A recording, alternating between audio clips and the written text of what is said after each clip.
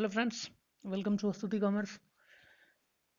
आज हम आप लोगों के लिए मॉडल पेपर का जो कल बीएसईबी ने जारी किया है 12th के लिए, ठीक।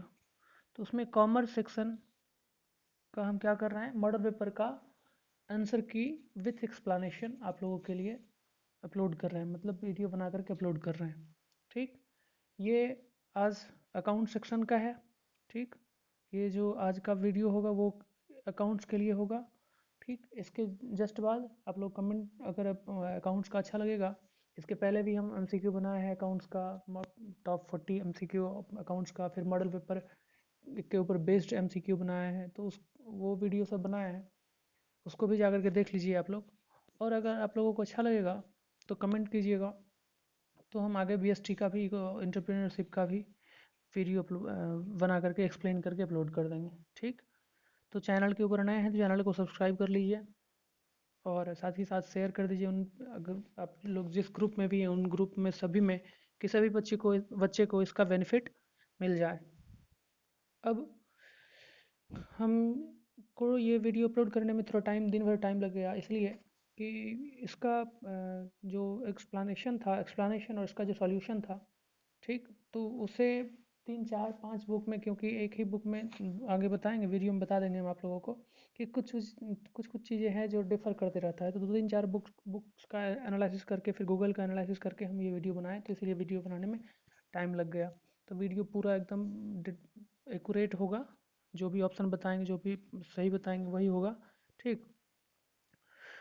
और इसके साथ साथ आज हम आप लोगों को 50 एमसीक्यू का एक्सप्लेन करेंगे। 100 दिया गया है, ठीक, जिसमें से 50 का क्या करेंगे हम आज बताएंगे। आप लोग मेरे साथ साथ आप लोग भी बनाइएगा वीडियो पॉज करके, और उसके बाद उसका जो भी मार्क्स आया, 50 में आपको कितना मार्क्स आया वो आप लोग शेयर कीजिएगा। 50 आया या 49 आया या 48 आया, तो जो भी आया वो कमेंट बॉक्स में कमेंट कीजिएगा, ठीक है। चलिए, ओके। तो देखते हैं क्या है पहला क्वेश्चन। पहला क्वेश्चन है कि पूंजीगत प्रकृति की सभी प्राप्तियां दिखाई जाती है, all receipts of capital nature. तो कैपिटल नेचर का जो भी रिसीट्स होता है, जो भी कैपिटल नेचर का रिसीट्स होता है वो बैलेंस शीट में मेंशन किया जाता है। यहाँ देखिए बैलेंस शीट मेंशन किया गया है, ऑप्शन नंबर बी इसका सही उत्तर होगा, ठीक। क्वेश्चन नंबर दूसरा है कि अदत्त चंदे को दिखाया जाता है, आउटस्टैंडिंग सब्सक्रिप्शन आर सोन इन। तो सबसे पहली बात कि सब्सक्रिप्शन है क्या, सब्सक्रिप्शन एनपीओ यानी नॉन क्या बोलते हैं, प्रॉफिट ऑर्गेनाइजेशन के लिए, नॉन प्रॉफिट ऑर्गेनाइजेशन के लिए सब्सक्रिप्शन जो है वो क्या है, इनकम है, ठीक। और कैसा, किस नेचर का इनकम है, तो कैपिटल नेचर का। अगर मोटा अमाउंट होता है, ज़्यादा अमाउंट होता है, ठीक, तो वो क्या होता है, कैपिटल नेचर का। और छोटा सा अमाउंट हुआ तो वो क्या होता है, रेवेन्यू नेचर का, ठीक। तो सब्सक्रिप्शन तो इनकम है इनके लिए, ठीक। अब अगर आउटस्टैंडिंग है, मतलब बचा हुआ सब्सक्रिप्शन है, यानी आगे मिलेगा, ठीक। तो जब आगे मुझे पैसा मिलने वाला है तो वो मेरे लिए क्या हुआ, असेट्स हुआ, यानी असेट साइड में ऑप्शन नंबर ए इसका सही उत्तर होगा, ठीक। बैलेंस शीट कैसे साइड मेंशन करेंगे। फिर उसके बाद 3 नंबर क्वेश्चन है, तीसरा नंबर के निम्न में से कौन लाभ न कमाने वाली संस्था नहीं है। मतलब यहाँ पर पूछ रहा है कि नॉट फॉर प्रॉफिट ऑर्गेनाइजेशन कौन नहीं है, ठीक।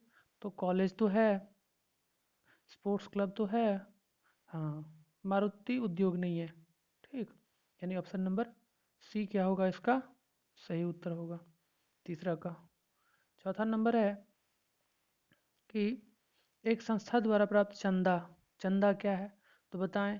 अभी अभी जस्ट बताए हैं क्या कि कैपिटल रिसीट्स भी होता है और रेवेन्यू रिसीट्स भी होता है। अगर बड़ा सा अमाउंट है, लार्ज अमाउंट है, तो वो कैपिटल नेचर का होगा, अगर छोटा है तो वो रेवेन्यू नेचर का होगा। तो ऑप्शन नंबर सी इसका क्या होगा, सही उत्तर होगा, ठीक। 4 का सी। आप लोग भी बनाते जाइए और कमेंट सेक्शन में कमेंट कीजिएगा कि कितना आप लोगों को अभी तक सही हुआ, मतलब अभी क्या टोटल कितना सही हुआ वो। फिर उसके बाद 5 नंबर है कि निम्न में से कौन सा अलाभकारी संस्थान है। वही पूछ रहा है कि नॉन फॉर प्रॉफिट ऑर्गेनाइजेशन कौन सा है। तो टाटा स्टील तो है, टाटा ग्रुप का है, एयर इंडिया भी है, जेट एयरवेज भी है। ठीक, कौन, सॉरी ये तो क्या बोल रहा है कि कौन संस्था है, तो ये तो नहीं है, टाटा स्टील टाटा ग्रुप का है, एयर इंडिया नहीं है, जेट एयरवेज भी नहीं है। तो एन एनपीओ कौन सा है, ऑप्शन नंबर ए, यानी 5 का बिहार एकेडमिक काउंसिल होगा इसका आंसर। ये और लाभकारी संस्था है, बाकी ये सब नहीं, पर्सनल मतलब ये लाभकारी संस्था है टाटा स्टील सब। ठीक, उसके बाद बोल रहा है कि life membership fee received by a club, यानी एक क्लब द्वारा प्राप्त आजीवन सदस्यता शुल्क, आजीवन शुल्क। तो लाइफ मेंबर फी जो है ये पूरे लाइफ मतलब पूरे लाइफ टाइम में क्या किया जाता है, एक बार पूरे लाइफ टाइम में क्या लॉन्ग टाइम मिलता है, बहुत दिनों के बाद मिलता है, एक बार मिलता है। तो जब भी लॉन्ग टाइम के लिए होता है कोई भी रिसीट्स होता है तो वो क्या होता है, कैपिटल नेचर का। तो ये क्या होगा, ऑप्शन नंबर बी इसका सही उत्तर होगा। 6 नंबर का ऑप्शन बी। चैनल को सब्सक्राइब कर लीजिए क्योंकि आगे भी हम वीडियो अपलोड करेंगे नेक्स्ट मॉडल पेपर सबका, साथ ही साथ इसका प्रैक्टिकल सॉल्यूशन भी हम आप लोगों को देंगे। प्रैक्टिकल कहने का मतलब कि जो प्रैक्टिकल पूछा जा इस मॉडल पेपर में क्वेश्चन है उस क्वेश्चन का सॉल्यूशन भी हम आप लोगों को अपलोड करेंगे।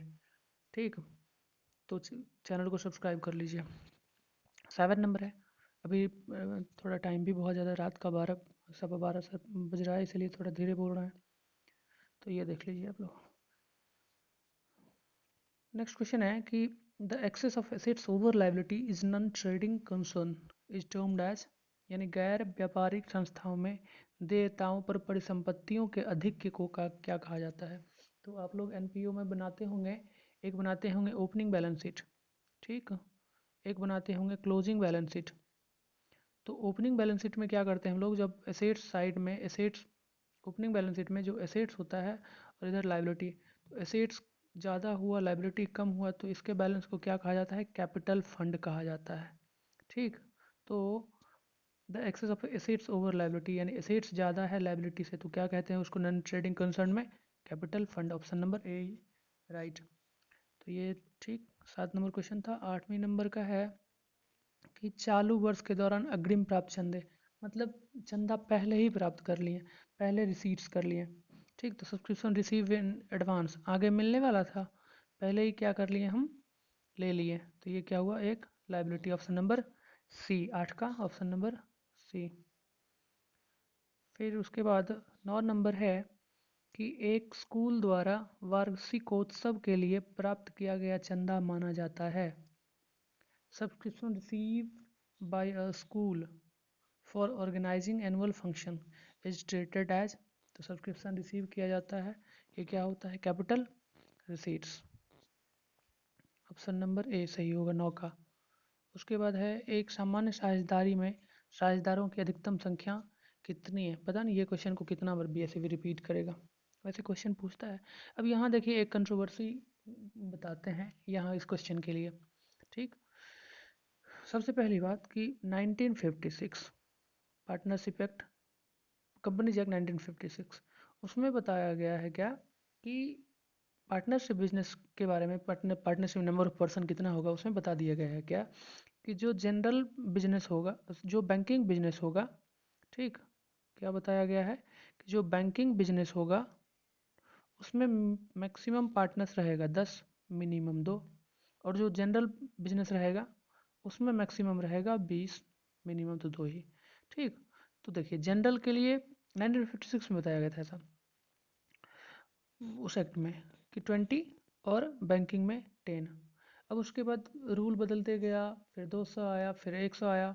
वर्तमान का जो है इस ये सभी क्वेश्चन का हम पहले इसके पहले वीडियो बना करके एक्सप्लेन करके दे दिए हैं। अगर वो वीडियो आप लोग देखे होंगे तो आप लोगों को पता चल, इसमें से मैक्सिमम आंसर आप लोगों को पता चल गया होगा, क्योंकि उसमें हम एमसीक्यू बताए थे 50 लगभग एमसीक्यू था। हाँ 50, हाँ 50-55, और उसमें फुल एक्सप्लानेशन, एक एमसीक्यू का 5-6 एक्सप्लानेशन उससे रिलेटेड बताया गया था।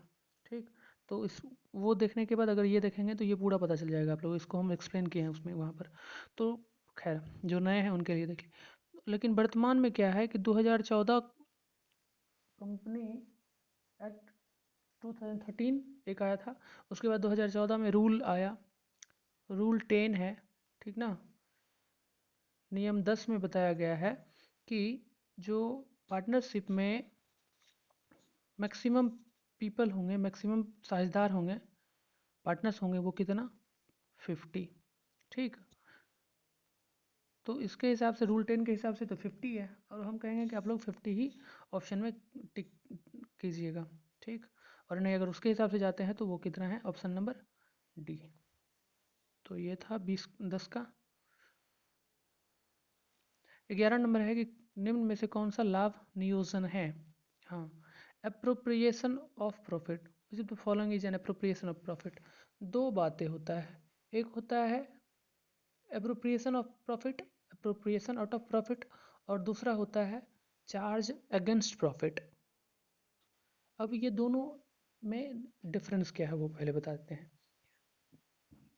सॉरी, अप्रोप्रिएशन ऑफ प्रॉफिट में क्या होता है और चार्ज अगेंस्ट में क्या होता है।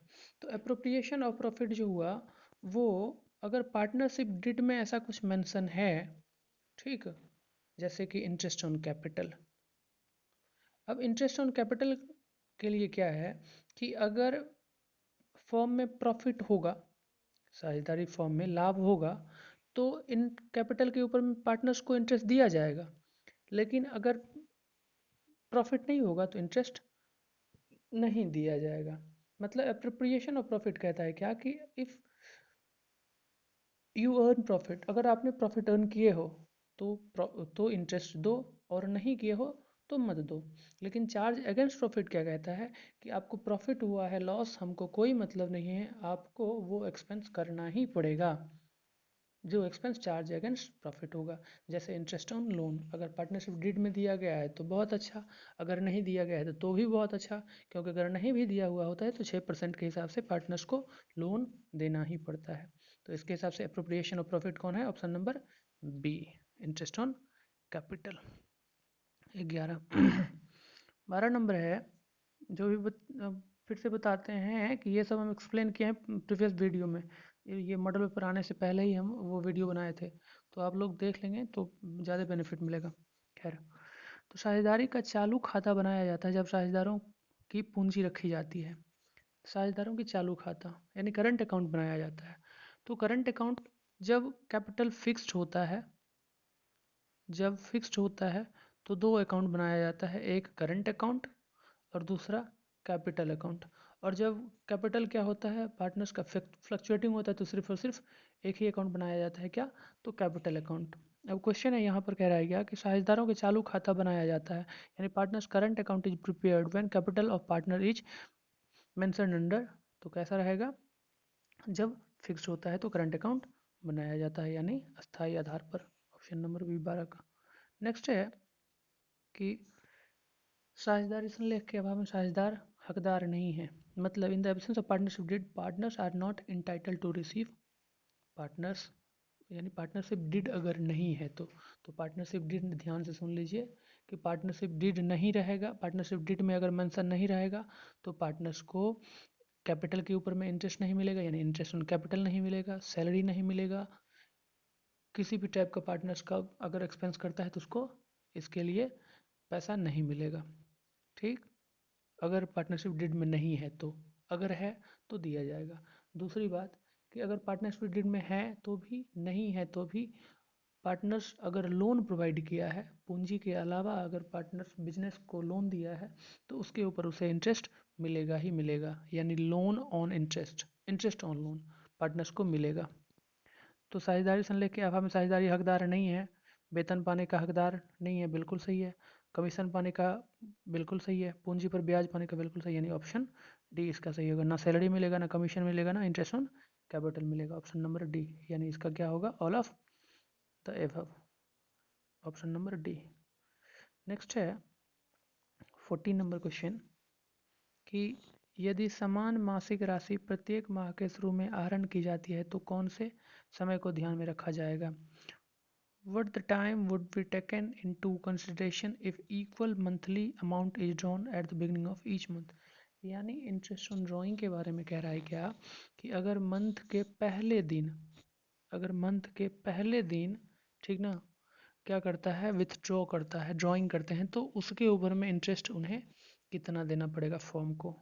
तो जब फर्स्ट डे यानी मंथ के पहले तारीख को ड्राइंग करता है तो जितना ड्राइंग किया अमाउंट वो, ठीक, इनटू कितना परसेंट के हिसाब से, तो पहले दिन अगर करते हैं, एवरी मंथ के फर्स्ट डे करते हैं, तो 6.5% के हिसाब से क्या करना पड़ेगा, इंटरेस्ट पे करना पड़ेगा। ये ध्यान रखिएगा। पहले तारीख को कितना, 6.5%। अगर लास्ट डे करता है, अंत में करता है, लास्ट तारीख को करता है, तो 5.5%। और अगर मध्य में करता है, मिड डे करता है, मंथ के बीच में करता है, महीने के बीच में करते हैं, तो उन्हें कितना परसेंट देना पड़ेगा, 6%। ठीक, ये तीनों बात समझ में आ गया। लेकिन आपके क्वेश्चन में पूछ रहा है क्या कि माह के पहले दिन, फर्स्ट डे, तो 6.5%, यानी ऑप्शन नंबर 14 का ऑप्शन नंबर क्या होगा, 14 का ऑप्शन नंबर डी सही होगा।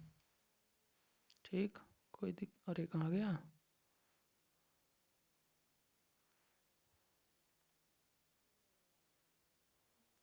हाँ, ऑप्शन नंबर डी, 14 का ऑप्शन नंबर डी सही होगा।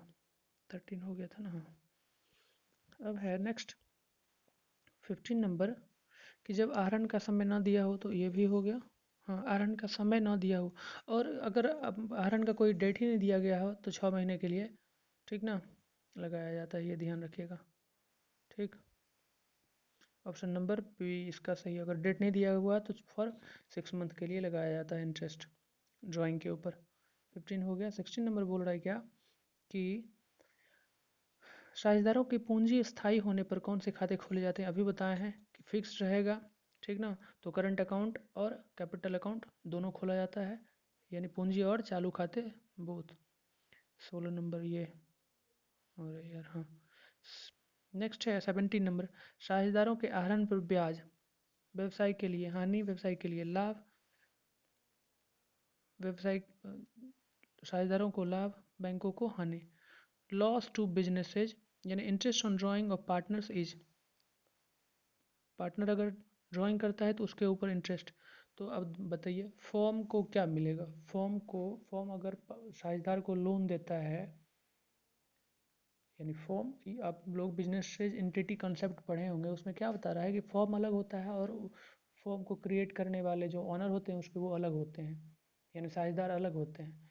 तो फॉर्म अगर साझेदार को इंटरेस्ट, सॉरी, वो पैसा देता है, यानी साझेदार ने क्या किया, फॉर्म से ड्राइंग किया, तो उसके ऊपर साझेदार को क्या देना पड़ता है, इंटरेस्ट देना पड़ता है फॉर्म को।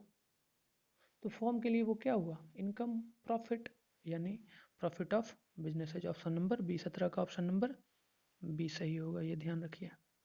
ठीक, अब नेक्स्ट नंबर है कि परिवर्तनशील पूंजी खाते को क्रेडिट किया जाता है, यानी fluctuating capital is credited with, किस चीज़ से क्रेडिट किया जाएगा, तो फ्लक्चुएटिंग कैपिटल को इंटरेस्ट ऑन कैपिटल से क्रेडिट किया जाएगा, प्रॉफिट से भी, और रेम्यूनरेशन ऑफ पार्टनर्स, यानी इसका option D all of the above होगा। 18 नंबर। ठीक, अब कह रहा है कि change in the partnership agreement results in, partnership agreement जब चेंज होता है तो क्या बनाया जाता है, reconstitution of form, dissolution of form, amalgamation of reconstitution of form, यानी साझेदारी अनुबंध में परिवर्तन का परिणाम है क्या किया जाता है, फॉर्म का पुनर्गठन। ठीक, 19 नंबर। 20 नंबर, 3 साझेदारों का बराबर बराबर लाभ अनुपात है, 1/2, 1/3, 1/6, 4/9, 1/3, 2/9, 1/3, 1/3, यानी बराबर बराबर अनुपात। ये क्या है, तीनों का डिनोमिनेटर सेम है, मतलब हर सेम है, तो ये क्या होगा, 1:1:1। ये क्या होगा, 1:1:1, यानी ऑप्शन नंबर सी सही होगा इसका। ठीक, 20 नंबर का। फिर उसके बाद कह रहा है कि गुडविल है, गुडविल कौन सा एसेट्स है, इंटेंजिबल एसेट्स वैसे, ठीक ना, तो यूजलेस, ये तो होगा नहीं, टेंजिबल नहीं, इंटेंजिबल एसेट्स है, ये नहीं होगा। वर्थलेस कैसे, इसका तो वैल्यू होता है, इसको तो खरीदा भी जाता है। तो वैल्यूएबल यानी मूल्यवान, ख्याति एक संपत्ति है, मूल्यवान संपत्ति है। ऑप्शन नंबर 21 का डी। ठीक। 22 है, अधिलाभ से आप क्या समझते हैं? Super profit. सुपर प्रॉफिट बराबर होता है क्या? तो actual profit minus normal profit. क्या होता है? सुपर प्रॉफिट बराबर होता है actual profit minus normal profit. Then तो कहाँ है इसमें ऑप्शन है कहीं पर? Actual profit, total profit by number of years, average profit by normal profit नहीं, average profit minus normal profit यानी औसत लाभ माइनस सामान्य लाभ होता है। Actual profit minus normal profit होता है, सॉरी। तो ये भी नहीं होगा, ये भी नहीं होगा। ऑप्शन नंबर इसका डी, इनमें से कोई नहीं। अब बताते हैं, देखिए तीन तीन चीज़। पहला नंबर कि सुपर प्रॉफिट बराबर यानी अधिलाभ बराबर क्या होता है? एक्चुअल प्रॉफिट, मतलब सामान्य profit, actual profit minus normal profit, minus actual profit minus normal profit. ठीक। दूसरा नंबर कि एवरेज प्रॉफिट बराबर क्या होता है? तो एवरेज प्रॉफिट बराबर होता है total profit by number of years. Average profit बराबर होता है total profit by number of years. और तीसरा नंबर होता है वेटेड एवरेज प्रॉफिट। तो वेटेड एवरेज प्रॉफिट बराबर होता है total production of profit, total production of profit by total of weights. तो ये तो पूछ रहा था अधिलाभ के बारे में, वो तीनों बता दिए इसका तीन। तो अधिलाभ बराबर बता दिए कि super profit actual profit minus normal profit. ठीक। तो 22 का ऑप्शन नंबर डी। 23 है कि एकाकी व्यापार में ख्याति का मूल्यांकन आवश्यक नहीं है। The valuation of goodwill is not necessary in sole trading. Sole trading के लिए, सोल ट्रेडिंग कंसर्न में यानी एकल स्वामित्व वाले व्यवसाय में ख्याति का मूल्यांकन आवश्यक नहीं है। कब नहीं है? तो ऑन सेलिंग द फर्म, व्यवसाय बेचने पर, व्यवसाय बेचने पर, हाँ ये यही होगा। यानी व्यवसाय बेचने पर, तो इसका ऑप्शन नंबर है, व्यवसाय बेचने पर एकांकी व्यापार में ख्याति का मूल्यांकन आवश्यक नहीं है, उसका वैल्यूएशन करने की जरूरत नहीं है। 24 का साझेदार के पूंजी खाते को क्रेडिट किया जाता है। The partners capital account is credited with, partners capital account को क्रेडिट किया जाएगा किस चीज़ से? तो इंटरेस्ट ऑन कैपिटल अकाउंट से। 24 का ऑप्शन नंबर ए सही होगा। Interest on capital account debit to capital account. 24 number. 25 number है कि नए साझेदार द्वारा नकद में लाई गई ख्याति कहलाती है प्रीमियम। जब नया पार्टनर नकद में गुडविल लाता है, कैश लाता है गुडविल, तो क्या कहते हैं उसको? प्रीमियम कहते हैं। तो क्या हुआ 25 का सी। 26 का, 26 नंबर ऑप्शन का, सॉरी क्वेश्चन का आंसर क्या होगा? दायित्व में कमी यानी decrease in the liability. Liability अगर कम होता है, लाइबिलिटी कम होगा यानी लाइबिलिटी क्या किए हम, मतलब लाइबिलिटी कम हुआ तो वो क्या होता है? एक, एक, एक प्रकार से क्या होता है? गेन होता है। ठीक। तो दायित्व में कमी क्या होगा? लाभ होगा। ठीक। फिर कह रहा गया कि option number, sorry question number 27 कि नए साझेदार के प्रवेश के समय सामान्य संचय हस्तांतरित किया जाता है जनरल रिजर्व। तो जनरल रिजर्व किस में किया जाएगा? ऑल पार्टनर्स कैपिटल अकाउंट में, यानी पार्टनर्स कैपिटल अकाउंट में किया, पार्टनर्स को डिस्ट्रीब्यूट किया जाता है ऑल पार्टनर्स को, यानी ऑप्शन नंबर बी। 27 का ऑप्शन नंबर बी सही होगा। नेक्स्ट है 28 नंबर कि एक नए साझेदार के प्रवेश पर संपत्तियों के मूल्यांकन में कमी को डेबिट किया जाता है। On the admission of a new partner, the decrease in the value of assets is debited to। Assets का वैल्यू अगर डिक्रीज किया जाता है तो रिवैल्यूएशन अकाउंट में डेबिट किया जाता है, अगर इंक्रीज करता है तो क्रेडिट किया जाता है। ये होगा ऑप्शन नंबर ए, 28 का ए, ये बता दिए। नेक्स्ट है कि एक साझेदार के अवकाश के समय सामान्य संचय की राशि सभी साझेदारों को पूंजी खाते में हस्तांतरित किया जाता है। कैसा? तो पुराने लाभ विभाजन अनुपात में। 29 का क्या होगा? Option number C. ये इसमें हम ज़्यादा सभी क्वेश्चन को एक्सप्लेन नहीं कर रहे हैं, क्योंकि इसके पहले वाला वीडियो में हम एक्सप्लेन कर दिए हैं, ठीक ना। तो एक ही चीज़ को बार बार बोलने में उतना, खैर आप लोग उस वीडियो को, पिछले वाले वीडियो को देख लेंगे तो कंसेप्ट क्लियर हो जाएगा, ठीक है। चलिए नेक्स्ट क्वेश्चन है कि ए बी सी 1/2, 1/3, 1/6 के अनुपात में लाभ बांटते हैं, सी अवकाश ग्रहण करता है। ये भी आप लोग को बताएं कि देखिए 3 पार्टनर है कि 1/2/3 में बांट रहा था प्रॉफिट।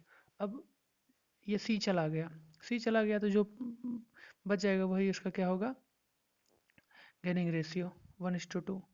अगर कुछ भी नहीं दिया गया है तो न्यू रेशियो वगैरह सब नहीं दिया गया, न्यू रेशियो सब दिया हुआ रहता तो अलग होगा, ठीक।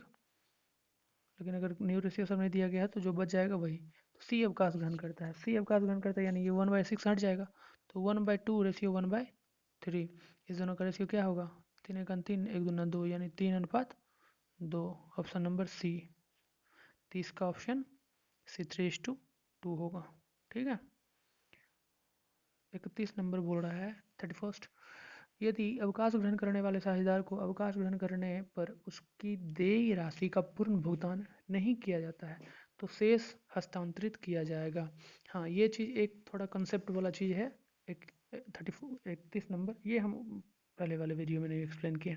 देखिए यहाँ दिया गया है कि if the retiring partner is not paid in full amount due to him immediately on retirement the balance is transferred to।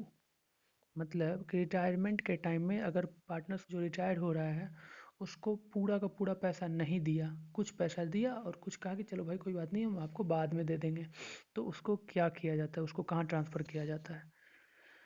हाँ, तो देखिए जब रिटायर्ड करता है तो उसको पेमेंट करने के लिए, यानी उसकी राशि को भुगतान करने के लिए 2 मेथड को फॉलो किया जाता है पार्टनरशिप में। एक लमसम मेथड, लमसम कहने का मतलब कि पूरा का पूरा पैसा जो है वो उसके रिटायरमेंट के टाइम में ही दे दिया जाता है एक ही बार में। दूसरी बात कि इंस्टॉलमेंट में दिया जाता है, ठीक। पहला कि एक ही बार दे दिया जाता है, दूसरा इंस्टॉलमेंट में। तो जब एक ही बार दे दिया जाता है तो एक ही बार में ये पहला होता है कि या तो हम क्या करेंगे पूरा का पूरा दे देंगे, या फिर क्या कहेंगे कि अभी आप ये रख लीजिए कुछ पैसा, जैसे कि 1,000, सपोज मान ली 1,000 है उसका, तो 5,000 हम दे दिए, सॉरी 500 दे दिए या 600, चलिए ज़्यादा कुछ दे देते हैं, 600 दे दिए। और 400 क्या करेंगे कि हम थोड़ा कुछ दिन के बाद दे देते हैं आपको। तो इस 400 को क्या किया जाता है? पार्टनर्स जो रिटायर्ड हो रहा है, रिटायरिंग पार्टनर्स के लोन अकाउंट में ट्रांसफ़र कर दिया जाता है, ठीक। ये बात समझ में आ गया। तो यदि अवकाश ग्रहण करने वाले साझेदार को ग्रहण करने पर उसकी देय राशि का पूर्ण भुगतान नहीं किया जाता है तो किसमें किया जाएगा? ट्रांसफर रिमेंस को ऋण खाते में। जो जो उसको पेमेंट करेंगे वो कैश अकाउंट में, और जो बच जाएगा वो ऋण अकाउंट में, ठीक।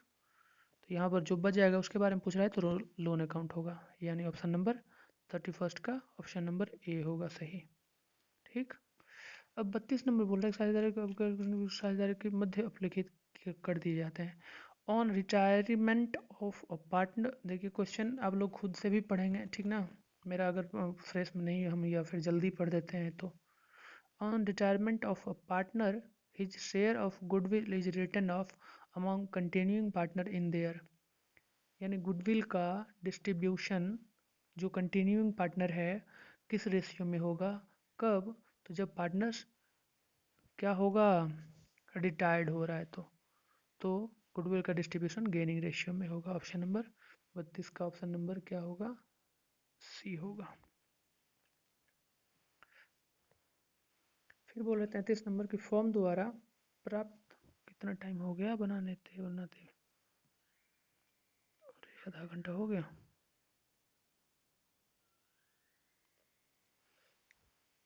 फॉर्म द्वारा प्राप्त संयुक्त बीमा पॉलिसी की राशि बांटी जाती है।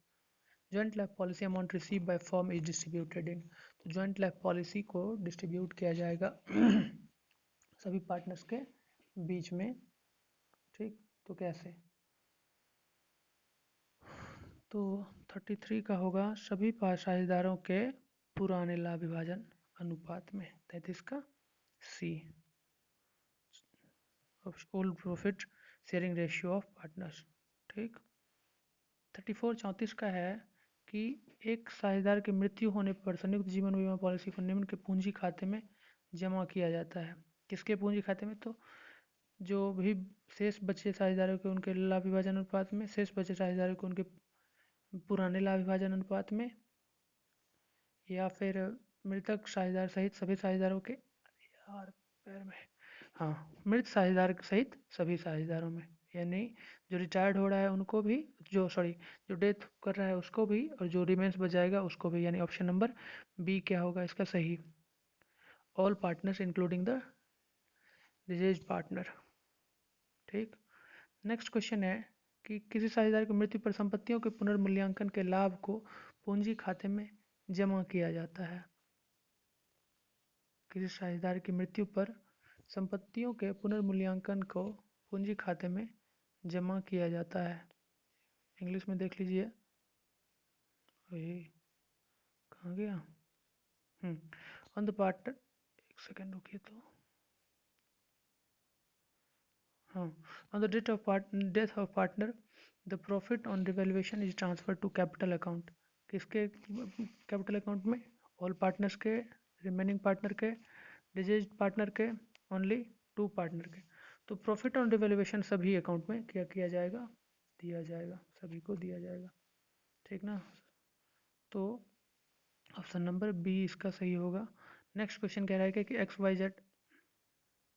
एक्स वाई जेड लाभ हानि को इतना में बांटते हैं, जेड की मृत्यु हो जाती है, एक्स वाई का नया अनुपात। तो जेड खत्म हो गया, 1/3 यानी इक्वल रेशियो में 1/2 बी नंबर ऑप्शन होगा। अब इक्वल रेशियो मतलब क्या? 1:1, तो 1:1 पहला का क्या होगा? ए मान लीजिए ये है, एक्स ये है और वाई ये है, तो एक्स का क्या हुआ? 1 बट्टा टोटल कितना है? 2 अनुपात वाई का क्या होगा? 1 बाई टोटल कितना है? 2, यानी 1/2 1/2। यहाँ 3 था इसलिए 1/3 1/3 1/3 बराबर हो रहा था। तो ऑप्शन नंबर क्या होगा इसका? बी। ठीक। नेक्स्ट है कि किसी साझेदार द्वारा ₹20,000 के दायित्व के भुगतान की जिम्मेदारी लेने पर क्रेडिट किया जाएगा।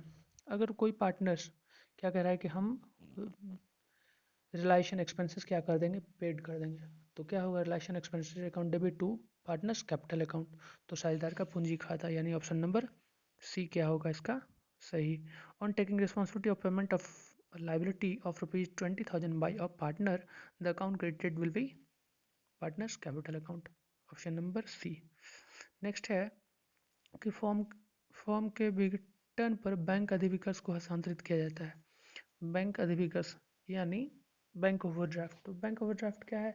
लाइबिलिटी है, तो एसेट्स और लाइबिलिटी को रिलाइशन अकाउंट में रिलाइज किया जाता है। एसेट्स रिलाइज होकर के आता है और लाइबिलिटी को पेमेंट कितना करना है ये भी पता करना होता है, तो रिलाइशन अकाउंट में मेंशन किया जाता है एसेट्स और लाइबिलिटी को। तो ये बैंक ओवरड्राफ्ट क्या है? लाइबिलिटी है, तो कहाँ पर? रिलाइशन अकाउंट में, यानी ऑप्शन नंबर सी इसका सही होगा, सही उत्तर होगा। नेक्स्ट नंबर है 39 कि संचित लाभ और संचय का हस्तांतरण किया जाता है।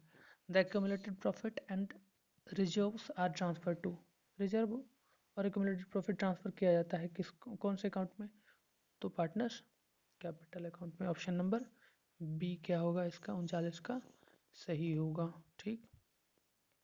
थोड़ा रात का टाइम है इसलिए धीरे बोलते हैं, क्योंकि अगल बगल सब फैमिली वाले से सोए होंगे। तो अब 40 नंबर बोल रहा है कि on dissolution of firm loss on realisation account is debited to which account, यानी फॉर्म के समापन पर वसूली खाते की हानि को किस खाते में डेबिट किया जाता है? तो साझेदारी के पूंजी खाते में सभी पार्टनर्स में डिस्ट्रीब्यूट किया जाता है, यानी ऑप्शन नंबर बी क्या होगा 40 का सही होगा। 41 नंबर बोल रहा है क्या 41 में कि साझेदारी फॉर्म के समापन के समय कृत्रिम संपत्तियों को हस्तांतरित किया जाता है, यानी फिक्टिशियस एसेट्स को किसमें मेंशन किया जाता है? तो रियलाइजेशन अकाउंट में। अभी बताएं कि एसेट्स लायबिलिटी को मेंशन किया जाता है। ठीक। 41 फॉर्म के समापन पर सबसे अंत में कौन सा खाता बनाया जाता है? कैश या बैंक अकाउंट। ठीक। जब फॉर्म्स का समापन होता है तो लास्ट में क्या बनाया है, कैश और बैंक, वही तो मिलाया जाता है दोनों तरफ। अगर देखते होंगे क्वेश्चन में बनाते होंगे तो अगर कैश अकाउंट बाद में मैच कर जाता है तो क्या कहते हैं हम लोग कि आप लोग क्या कहते हो कि हाँ हाँ सही है सही है, मतलब कैश या बैंक अकाउंट। खैर ये कोई कंसेप्ट नहीं है कि हाँ सही है सही है, वैसे बनाया जाता है कैश बैंक अकाउंट। ठीक, कौन था ऑप्शन नंबर सी, 42nd का। 43rd है कि यदि फर्म की कुल संपत्ति 3,25,000 हो, कुल बाह्य लेनदार 45,000 हो, तो साझेदार की पूंजी की राशि क्या होगी। यानी एसेट्स, टोटल एसेट्स इतना है जिसमें से इतना एक्सटर्नल लाइबिलिटी है, तो टोटल एसेट तो कैपिटल कितना होगा, तो टोटल एसेट्स में से एक्सटर्नल लाइबिलिटी को लेस कर देंगे, जो बच जाएगा वो क्या होगा, फर्म का कैपिटल। तो 3,25,000 माइनस 45,000 यानी 2,80,000, ऑप्शन नंबर बी सही होगा 43 का। अब कह रहा है क्या कि in the total assets of the firm are, ये तो वही तो है, उसी का इंग्लिश में है। चलिए ठीक है, ये है। उसके बाद 44, चैनल को फिर से बता रहे हैं कि चैनल को सब्सक्राइब कर लीजिए, और आगे वाला अगर चाहिए आप लोगों को तो कमेंट कीजिएगा कि हाँ सर चाहिए, और साथ ही साथ आप लोगों को कितना स्कोर हुआ, 50 में कितना नंबर आया, वो भी कमेंट सेक्शन में कमेंट कर देना। ठीक, और चैनल को सब्सक्राइब कर लीजिए, क्योंकि हम वीडियो अभी से लेकर के आप लोग के एग्ज़ाम तक ऐसे ही लाते रहेंगे, तो इसीलिए भी सब्सक्राइब कर लीजिए कि आप लोग को नोटिफिकेशन मिल जाएगा। चलिए नेक्स्ट क्वेश्चन, फॉर्म के विघटन पर साझेदार के ऋण खाते को हस्तांतरित करेंगे। डिजोल्यूशन के टाइम में पार्टनर्स लोन अकाउंट को किस में मेंशन किया जाता है, रिलायशन अकाउंट में नहीं, पार्टनर्स कैपिटल अकाउंट में, क्या पार्टनर्स कैपिटल अकाउंट में मेंशन किया जाता है, ट्रांसफ़र किया जाता है, बताइए। तो हाँ बिल्कुल, पार्टनर्स कैपिटल अकाउंट में ट्रांसफ़र किया जाता है साझेदार के पूंजी खाते में। ठीक, ऑप्शन 44 का option number B. Next number है कि फॉर्म के विघटन पर साझेदार के ऋण खाते को हस्तांतरित करेंगे, वही ऑप्शन नंबर बी, ये तो बता दिए हैं अभी। ठीक नेक्स्ट है कि न्यायालय द्वारा एक साझेदार को दिवालिया घोषित किए जाने पर फॉर्म के समापन के अंतर्गत आएगा। तो यहाँ एक बात समझ ले, सुनिए कि सबसे पहली बात कि जो डिजोल्वेशन होता है, ठीक ना, उसका 3-4 तरीके से डिजोल्व होता है फॉर्म, मतलब विघटन होता है, इंसॉल्वेंट होता है। वो एक है पारस्परिक समझौते द्वारा, यानी जो सभी पार्टनर्स होते हैं वो आपस में ऐसा एग्रीमेंट बना करके कि हाँ बंद कर देंगे, जिसको कि सेक्शन 40 में धारा 40 में बताया गया है, धारा 40 में बताया गया है ये चीज़ कि डिजोल्यूशन बाय एग्रीमेंट, एग्रीमेंट के थ्रू से क्या किया जाएगा, डिजोल्यूशन किया जाएगा। दूसरा नंबर है कि कंपलसरी डिजोल्यूशन।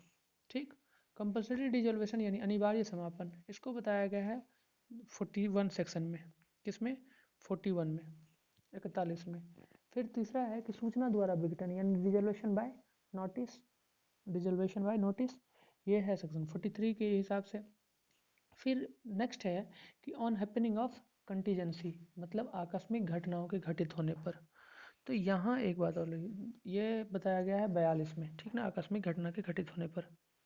अब ये देखिए कह रहा है कि न्यायालय द्वारा एक साझेदार को दिवालिया घोषित, यानी जब कोर्ट ने सिर्फ ओनली वन पार्टनर्स को क्या कर दिया, इंसॉल्वेंट कर दिया, तो उसको कहते हैं क्या कि on happening of certain contingency, मतलब किसी घटना के घटित होने की स्थिति में, यानी ऑप्शन नंबर सी सही होगा। ये न्यायालय द्वारा समापन नहीं होगा, डिजोल्यूशन बाय कोर्ट नहीं होगा, क्योंकि डिजोल्यूशन बाय कोर्ट कहता है क्या कि सेक्शन 44 यानी धारा 44 में बताया गया है कि किसी साझेदार द्वारा वाद प्रस्तुत करने पर अथवा मुकदमा चलाए जाने पर न्यायालय जो डिजॉल्व करता है फॉर्म को, वो 2-3 कंडीशन, एक कि अगर पार्टनर्स क्या हो गया, साझेदार क्या हो गया, पागल हो गया, अनसाउंड माइंड हो गया, या फिर साझेदार के जो स्थायी रूप से अयोग्य हो जाते हैं, कई बार कि डिजेबल्ड हो जाते हैं, पैरालिसिस वगैरह सब कुछ, मार दिया भगवान ना करे किसी को होगा ऐसा, लेकिन ऐसा साझेदार के दुराचरण के कारण, मतलब ऐसा व्यवहार गलत करना स्टार्ट कर दिया, तो इन सभी से क्या होता है, कोर्ट क्या कर देता है, अनेबल कर देता है कोर्ट।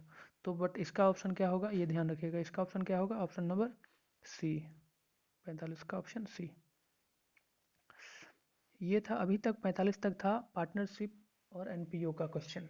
ठीक, अब जो स्टार्ट, वैसे हम आज 45 ही तक देना चाहिए था हमको, चलिए कोई बात नहीं, 3 और देख लीजिए, 50 तक देख लीजिए, बोल दिया तो। यदि ₹10 वाला समतांश ₹12 पर निर्गमित है, यानी 10 का है और 12 में इशू कर रहा है, तो ज़्यादा में इशू करता है तो प्रीमियम पर, 10 वाला है 10 में इशू करता है शेयर तो डिस्काउंट पर, 10 में है 10 ही में शेयर इशू करता है तो एट पार, सम मूल्य पर। तो यहाँ ऑप्शन 10 में 12 में, 10 वाला 12 में, तो क्या होगा, issue at premium, option number B.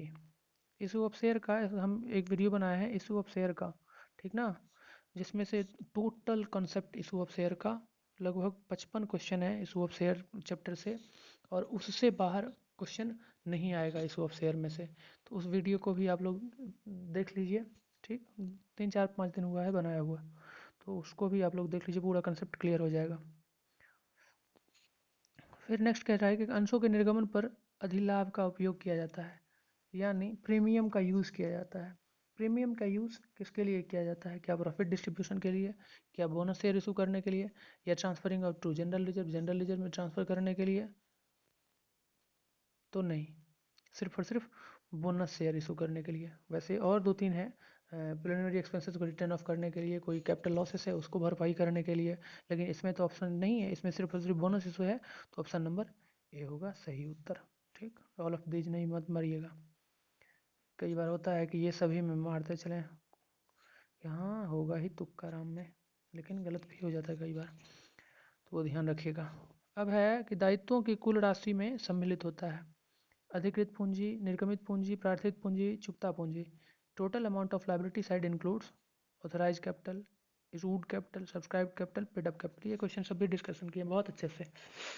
तो जो पहली बात की इशूड कैपिटल, जो कंपनी ने क्या किया, इशू किया जनता को, उसके बाद क्या होता है, जनता ने कहा कि हाँ हम ये खरीदेंगे शेयर, इतना शेयर हम खरीदेंगे, तो जब जनता ने यस बोला जितना के लिए, उसको कहते हैं सब्सक्राइब कैपिटल। फिर उसके बाद जनता जितना पेमेंट करता है, अगर सब्सक्राइब जितना किया था वो पूरा का पूरा कंपनी को पैसा उसका भेज दिया, तो उसको कहते हैं पेड अप कैपिटल। तो जो पेड अप कैपिटल होता है यानी चुकता पूंजी होता है, वही क्या होता है, पूरा का पूरा दायित्व साइड में, लायबिलिटी साइड में इंक्लूड किया जाता है। तो यानी ऑप्शन नंबर 48 का क्या होगा, डी नंबर ऑप्शन होगा, ये ध्यान रखिएगा। नेक्स्ट है अंश आवंटन खाता, यानी share allotment account, share allotment, share application, ठीक, share first call final call account, ये सब जितना सारा अकाउंट है वो सब कौन सा अकाउंट है, पर्सनल अकाउंट है, रिप्रेजेंटेटिव पर्सनल अकाउंट है, यानी पर्सनल अकाउंट, व्यक्तिगत खाता, ऑप्शन नंबर ए 49 का। 50 है कि अंशों के अधिमूल्य को आर्थिक चिट्ठे के किस पक्ष में दिखाया जाता है। अंशों के अधि premium on issue of share, issue of share के ऊपर अगर प्रीमियम होता है, शेयर इशू किए, ठीक, और उसके ऊपर में प्रीमियम यानी ज़्यादा आ रहा है, मुझे 10 का था 12 रुपया आ रहा है, तो क्या हुआ, वो कंपनी के लिए एसेट्स होता है, ठीक, यानी संपत्ति पक्ष में दिखाते हैं, यहाँ ध्यान रखिए, एसेट्स होता है, ऑप्शन नंबर है 50 का। तो ये था 50, टोटल 50 क्वेश्चन। आप लोगों को कितना आया 50 में, ठीक, 50 में कितना आप लोगों को आया, उसको कमेंट सेक्शन में कमेंट कीजिए देखने के बाद, और चैनल को सब्सक्राइब कर लीजिए। और इसके पहले जो एमसीक्यू इस चैनल के ऊपर में है वो बहुत ज़्यादा बेनिफिशियल है, बीएसईबी के लिए खास करके बहुत ज़्यादा बेनिफिशियल है, ठीक, बीएसईबी के बच्चों के लिए, तो वो भी देख लीजिए, और जिनको ज़रूरत होगा वो बताइएगा, इसका प्रैक्टिकल कहिएगा। तो अब और 50 क्वेश्चन जो और बच गया है, वो 50 को भी हम क्या करेंगे, कल अपलोड कर देंगे, ठीक, आज ये देख लीजिए, कल वो अपलोड कर देंगे, एक ही दिन में बहुत ज़्यादा भी हो जाता और वीडियो बहुत लंबा ऐसे ही हो गया। तो प्रैक्टिकल भी चाहिए तो उसके लिए बताइएगा, एक्सप्लेनेशन चाहिए बीएसटी का, उसके लिए भी कमेंट कीजिएगा, तो हम हो सके तो हम बना देंगे आप लोगों के लिए, ठीक है। तो वही कहेंगे, चैनल को सब्सक्राइब कर लीजिए और ज़्यादा से ज़्यादा इस बच्चे को बताइए, ये जो वीडियो है पूरा ऑथेंटिक है, पूरा सही है, ठीक, चलिए ओके बाय, गुड नाइट। देखो 1 बज गया।